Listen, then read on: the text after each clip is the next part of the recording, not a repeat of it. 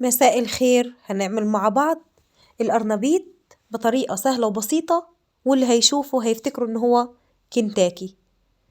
شكله كده شهي ولذيذ جدا، والطعم حكاية، واللي هيشوف المنظر ده هيفتكروا على طول إن هو كنتاكي. ده كنتاكي الغلابة. نفسنا في الكنتاكي، عملنا القرنبيط بطريقة سهلة وبسيطة وسريعة ومنجزة. بشوية دقيق عملنا أحلى وصفة.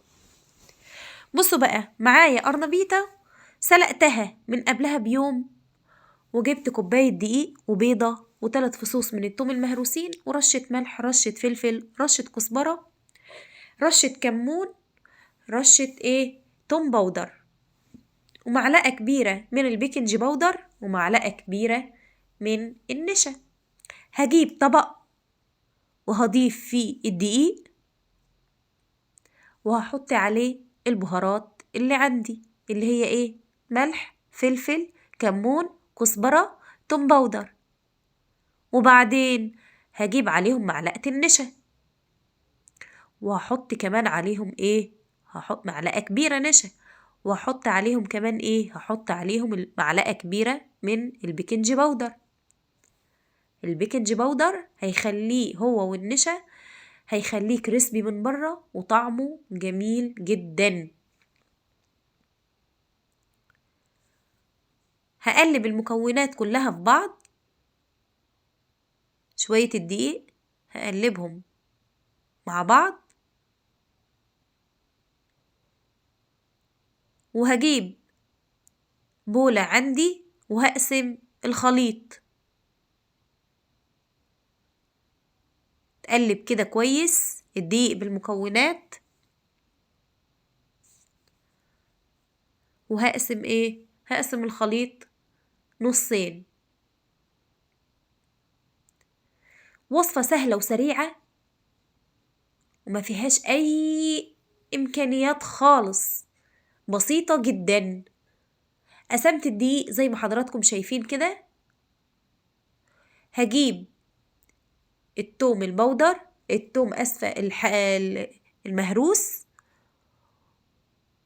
وهجيب البيضة وأضيفها على الدقيق، وأقلب المكونات في بعضها.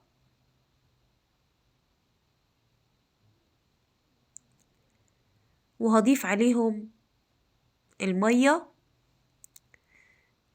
ضيفي المية بالتدريج لحد ما تحسي القوام بقى معاكي زي الكيك، زي القوام بتاع الكيك، قوام كده تخين معايا.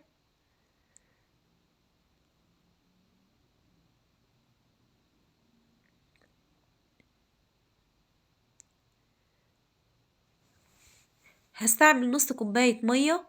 لو حسيتي اني الخليط بتاعك بقى سايل جدا، ضيفي عليه معلقة دقيق من الدقيق اللي احنا تبلناه بالملح والفلفل والكمون والكزبرة والثوم البودر.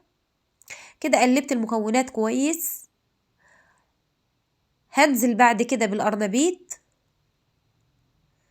في الخليط، من الخليط على الدقيق، من الدقيق على الزيت، 3 مراحل ورا بعض. هنشتغل بقى بإيدينا، ولا في جوانتي ولا في حاجة. دي حاجات احنا هناكلها، لا هنقرف منها ولا أي حاجة، وكل واحد بقى براحته.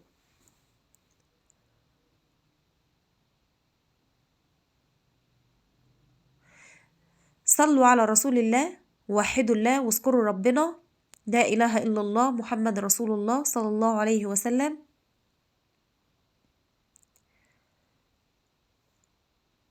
هنعمل القرنبيط بطريقة سهلة وسريعة ومنجزة للوقت. جيت من الشغل مستعجلة، والقرنبيط سلقاه من قبلها بيوم. الخليط ما خدش معايا 5 دقايق على بعضها، والزيت على النار.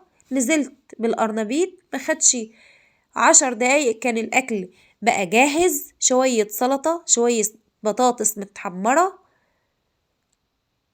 شوية جبن، وبقى عندك غدوة ممتازة.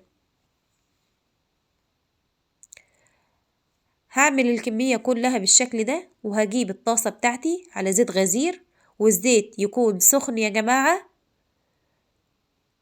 وبهدي النار بس بسيبها متوسطة، لا هي عالية ولا هي واطية، نار متوسطة. وهنزل بالقرنبيط بتاعي زي ما حضراتكم شايفين كده، ما هياخدش وقت معاكي على النار.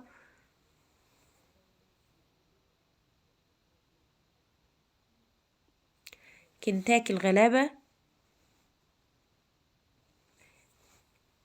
الولاد افتكروه كنتاكي، ما بياخدش وقت خالص، لا في التتبيلة ولا في التحمير ولا في أي حاجة، ولا حتى في السلق.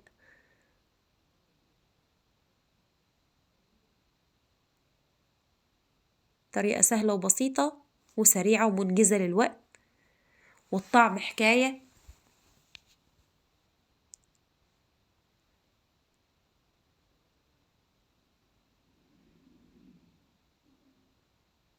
نجيب طبق نخرج عليه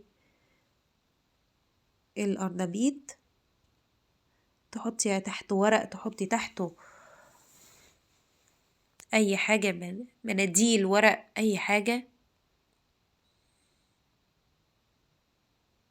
أو تسيبيه على كده.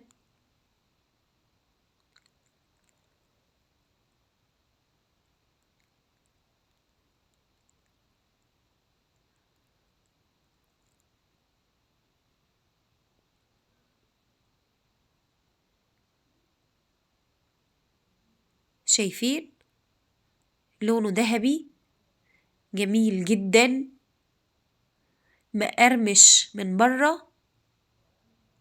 اهم حاجة ما تطبطبيش عليه انت وبتحطيه في الدقيق، لا سيبيه كده ياخد شكل عشوائي بحيث يطلع معاكي بالمنظر ده كأنه فراخ. شكله جميل جدا وطعمه أجمل.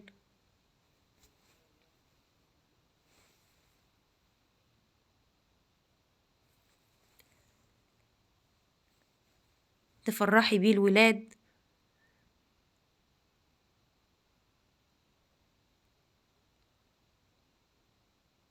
ادي الشكل النهائي، شايفين؟ كنتاكي كنتاكي. ما تنساش لو عجبك الفيديو تشترك في القناة وتفعل زر الجرس. تابعوني على قناتي وصفة مفلفلة للحلو الحادق.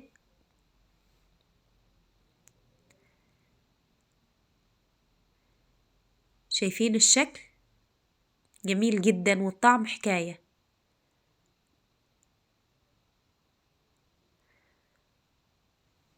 عايزة أبين إزاي هو فاتح، لكن إضاءة الموبايل نفسه.